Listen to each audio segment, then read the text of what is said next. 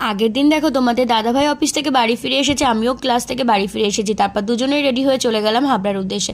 হাবড়াতে গিয়েই দেখো আমরা এখান থেকে খাবার নিয়েছিলাম, তারপর অনেক কিছু টুকটাক কেনাকাটা করলাম। মার জন্য আমি নাইটিও কিনেছিলাম, ব্লাউজও কিনেছিলাম, কিনে নিয়েই বাড়ির দিকে গেলাম। অ্যাকচুয়ালি যাচ্ছিলাম আমার বাপের বাড়িতে। আমি আর তোমাদের দাদাভাই একসাথে একটা রাত থাকবো, তারপরে পরের দিন বিকালেই আবার রওনা দেবো।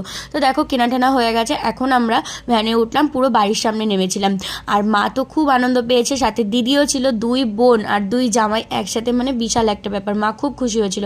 বাড়ি যাওয়ার সাথে সাথে মামাম যেয়ে দেখেছে হাতে মিষ্টির প্যাকেট, অমনি বলেছে আমাকে মিষ্টি দাও মিষ্টি দাও, পাগল করে দিয়েছে।